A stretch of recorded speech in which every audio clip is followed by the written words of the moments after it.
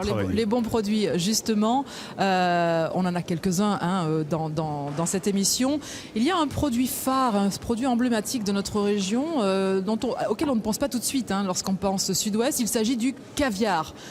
Vous savez, l'Aquitaine, la Nouvelle-Aquitaine est une grosse région productrice de caviar. Je vous propose tout de suite de partir en Dordogne, à Neuvic, puisque Gilles Coulon et Jean-Michel Litvin ont rencontré un de ces producteurs de caviar.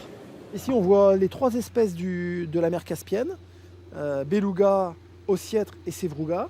On voit l'espèce Transmontanus américain qui donne des très très gros esturgeons.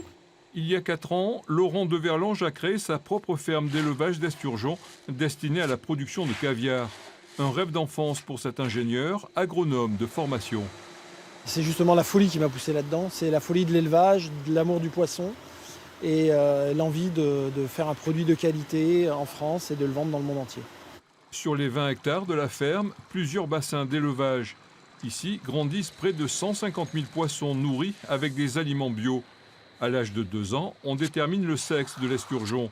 Les mâles seront destinés à la restauration grâce à leur chair très prisée. Les femelles produiront les œufs. On a 12 bassins, donc là on les garde pendant 1 an et demi pour faire grossir jusqu'à 1 kg, 1,5 kg. Et après on a un suite de grossissement où on fait grossir nos femelles jusqu'à l'âge qu'ils deviennent caviar. Régulièrement, les poissons âgés de 6 à 10 ans sont contrôlés à la veille d'être abattus. Les techniciens vérifient la qualité des œufs. Là, l'opération consiste à biopsier l'abdomen du poisson pour aller prélever les œufs qui se trouvent dans le poisson pour contrôler la taille des œufs et les envoyer au labo de transformation ou les laisser grossir un peu plus longtemps. Nous, on les sélectionne à une taille de 2,5 mm. Aujourd'hui, le caviar est produit uniquement grâce à l'élevage en bassin. L'esturgeon a pratiquement disparu de la mer Caspienne à cause de la surexploitation et de la pollution de l'eau.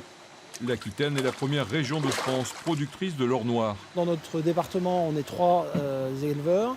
En Gironde, il y en a 2, il y en a un également en Charente, donc on est 6 dans la Grande Aquitaine. Et il y en a un 7e en France. Et la France représente à peu près 10% de la production mondiale. Les œufs sont prélevés, tamisés, rincés et salés avant d'être stockés en chambre froide. Ensuite, c'est l'opération rempotage. Les boîtes de 2 kg sont transformées en 30, 50 ou 100 grammes après un petit contrôle. J'ai goûté aussi, pour être sûr que le caviar est bien bon et qu'il puisse partir à l'expédition.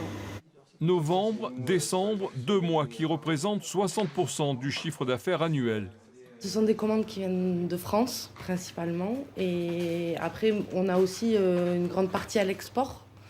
Des pays comme l'Espagne, comme le Liban, comme la Colombie, maintenant les États-Unis.